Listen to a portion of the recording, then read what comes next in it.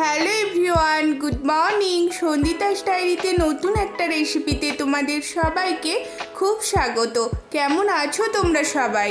আশা করছি সবাই খুব ভালো আছো, সুস্থ আছো। আমরাও সিকিমে এখানে ভালো আছি। আজকে যে রেসিপিটা তোমাদের সাথে শেয়ার করব, প্রেসার কুকারে আলু দিয়ে লাল লাল মুরগির ঝোল। এটা কিন্তু খুবই জনপ্রিয় একটা পদ। ছুটির দিন হলেই প্রতিটা বাড়িতেই কিন্তু এই আলু দিয়ে মুরগির ঝোল রান্না করা হয়। কুকারে করলে সেটা আরও তাড়াতাড়ি হবে। সেই সহজ পদ্ধতিতেই আমি দেখানোর চেষ্টা করেছি। আর ভিডিওটা শুরু করার আগে তোমাদের কাছে রিকোয়েস্ট, যদি ভালো লাগে তাহলে একটা লাইক করে দিও।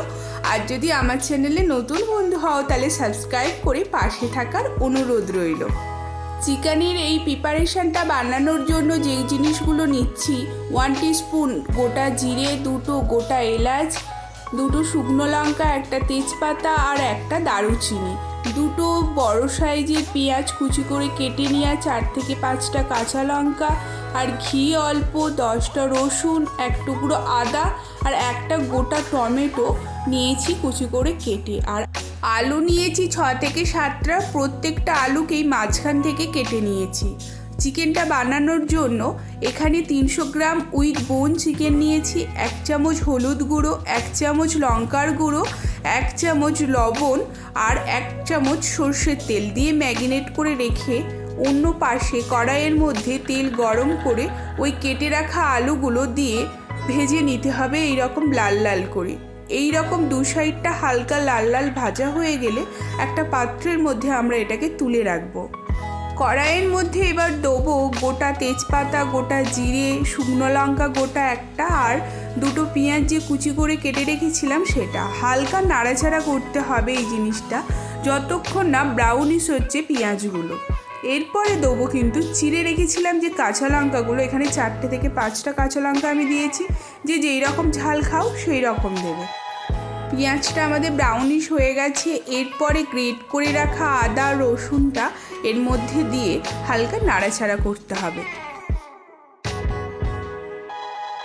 কড়াইয়ের মধ্যে মশলাগুলো হালকা ভাজা হয়ে গেলে 1/2 চামচ চিনি আর 1 চামচ লবণ অ্যাড করে ভালোভাবে নাড়াচাড়া করতে হবে। লবণটা স্বাদ অনুযায়ী দিতে হবে।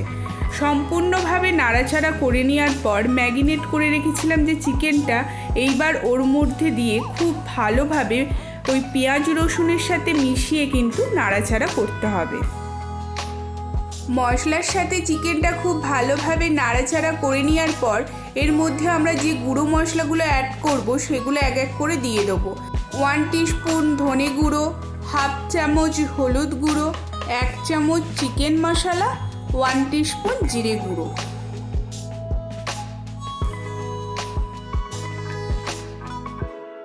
এই গুঁড়ো মশলাগুলো সবগুলো অ্যাড করার পর চিকেনের সাথে খুব ভালোভাবে নাড়াচাড়া করে নিতে হবে যাতে মশলাটা খুব ভালোভাবে চিকেনের সাথে মেশে। এরপরে ভেজে রেখেছিলাম যে আলুগুলো সেটাও এর মধ্যে দিয়ে হালকাভাবে নাড়াচাড়া করে আমরা চাপা দিয়ে রেখে দেবো 5 মিনিটের জন্য। 5 মিনিট পর চাপাটা খুললেই এই রকম হালকা খুব সুন্দর একটা ভাজা ভাজা ভাব হয়ে যাবে। তো এর মধ্যে অ্যাড করব এবার ওই যে কুচি করে কেটে রেখেছিলাম একটা গোটা টমেটো, একটা স্মল সাইজের টমেটো ছিল, সেটা এর মধ্যে দিয়ে খুব ভালোভাবে নাড়াচাড়া করে কিন্তু আবার আমরা চাপা দিয়ে দিয়েছিলাম 5 থেকে 7 মিনিটের জন্য। এরপর যখন খুললাম হালকা হালকা তেল ছাড়া দেখো শুরু হয়ে গেছে কড়াইয়ের মধ্যে। এরপর এটাকেও খুব ভালোভাবে নাড়াচাড়া করে দেখে নিতে হবে টমেটোগুলো খুব ভালোভাবে যাতে সেদ্ধ হয়ে যায়, সেটাও কিন্তু করে আমরা চাপা দিয়ে দেবো। 10 থেকে 12 মিনিট পর আমরা চাপাটা খুললে চিকেনটা পুরো এইরকম দেখতে হবে, একদম কষা রেডি হয়ে গেছে চিকেনটা। এবার আমরা এটা কুকারে দেবো। কুকারটা ভালোভাবে গরম করে নেওয়ার পর এর মধ্যে 1 চামচ ঘি দিয়েছি, একটা গোটা শুকনো লঙ্কা, দারুচিনি আর 2টো ছোটো এলাচ গোটা ফাটিয়ে ওর মধ্যে দিয়ে ভালোভাবে ঘিয়ের সাথে এই জিনিসগুলোকে একটু হালকা ভাজা করে নিতে হবে। এরপর ওই যে কড়াইয়ের মধ্যে কষে রেখেছিলাম চিকেনটাকে, সেটা এবার এই কুকারের মধ্যে আমরা দিয়ে দেবো। এবার এই কুকারে চিকেনটার মধ্যে কিন্তু জল অ্যাড করব। যে যেই রকম ঝোল খাবে সেই রকম জল দিতে হবে। আর কুকারে জল খুব একটা কিন্তু একদম কমে যায় না, তো জলটা সেই রকমই এখানে দিতে হবে, তবেই কিন্তু ঝোলটা বেশ ভালো হবে। এখানে আমি চায়ের কাপের 2 কাপ জল দিয়েছি, তোমরা যেই রকম ঝোল খাবে সেই রকম জল দেবে। আর এরপরে কুকারটা বন্ধ করার আগে গুঁড়ো মশলাগুলো আমি আরেকবার দেবো। গুঁড়ো লঙ্কা হাফ চামচ জিরে গুঁড়ো, হাফ চামচ চিকেন মশলা, আর আমি কিন্তু এখানে হলুদটা আর অ্যাড করছি না। খুব ভালোভাবে গুঁড়ো মশলাগুলো চিকেনের সাথে কুকারে মিশিয়ে নেওয়ার পর এবার দেখো পুরো এরকম একটা লুক আসবে চিকেনটায়, দেন কুকারটা বন্ধ করে দেবো।